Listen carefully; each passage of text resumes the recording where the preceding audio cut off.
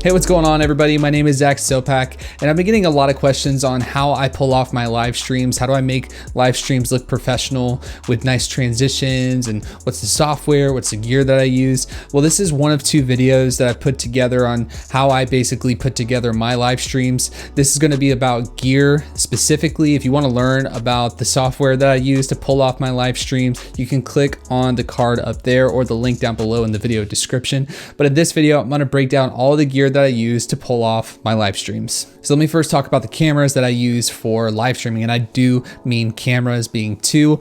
Currently, the one that I'm shooting on right now is a Sony a7 III with the Sony 20mm f1.8 lens. This lens is absolutely perfect for an establishing shot, kind of like the main frame that I use in the majority of the time on my live stream, which is really great for making the space look bigger than what it is. And also that 1.8 aperture allows me to have a little bit of a nice depth of field. And for my second camera that I'll sometimes use for either a top down or for side views of my setup, I use the Sony a6300, which is an older camera. It was my first camera, but it does really well as a second angle. Currently I have the 18-105 f4 lens, which works okay, but I'll also sometimes throw on the 35mm from Sony, the 1.8. I really love having that as a second option, so that way if I want to show off something in my setup, or if I want to do a top down and bring some focus to a specific item, it's really, really nice to have. For my audio, I use the Rode Video Micro with the windscreen on it to cut down on those plosives, those pop sounds, and this thing sounds really great. It's around $60. This is the mic that I use for all of my YouTube videos. It's a mic that I would recommend to anybody who's just getting started with videos and who needs some decent audio for a good price. All I do is I take this mic and I run it over a little 3.5 extension cable into my Sony a7 III. Now you're probably wondering, how do you get the audio and the video from your camera and send it to the computer? All I do is I use this little HDMI capture card. This thing is around $20. Most times you can find it for even less, believe it or not. What this does is it takes an HDMI signal out of my Sony cameras and it receives the video and the audio, connects via USB 2.0, and it goes into OBS, and then that's my source. This capture card gives you a 1080p image at 30 frames per second, which for me is plenty. I have no complaints about it. It typically looks really good. And if you're just starting to get into live streaming, or if you're wanting to test the water to see if that's something you want to get to, this is a good entry level, and then you can work your way up along the way. Now there is one other little piece of kit that I use to connect this to my MacBook.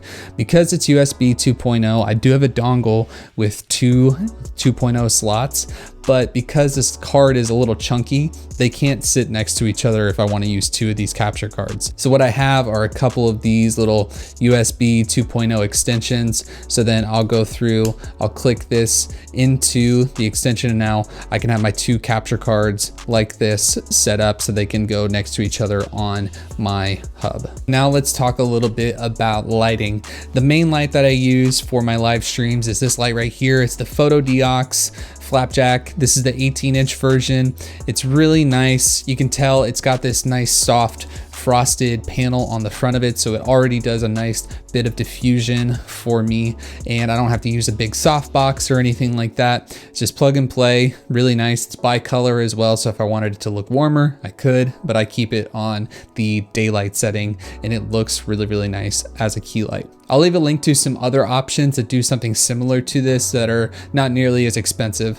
This might be a little overkill for most people. Honestly, I only ever use it at like 10 or 15%, and it's plenty bright for this setup. Another light that I use, it's currently off screen, is this little Aperture M9. Now I've done quite a few videos about this little light.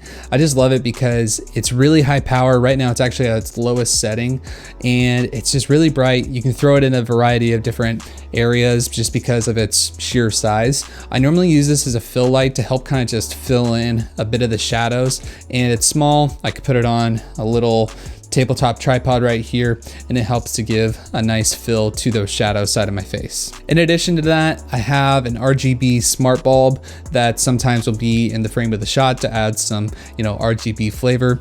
And also I have two other RGB lights that I really love. They're made by Youngnuo. They are the YN 360 lights. They're really great. They're slim. You can put them in a lot of different areas. I normally use it as a hair light, as I currently am using it as a little bit of a hair light for one. And then I have another one that I'm actually using as my key light source, but I'll throw up like blue or purple or whatever kind of color I like in the background of the scene. It's just nice to be able to have some options and varieties to kind of create a little bit of a stylized look to your live stream.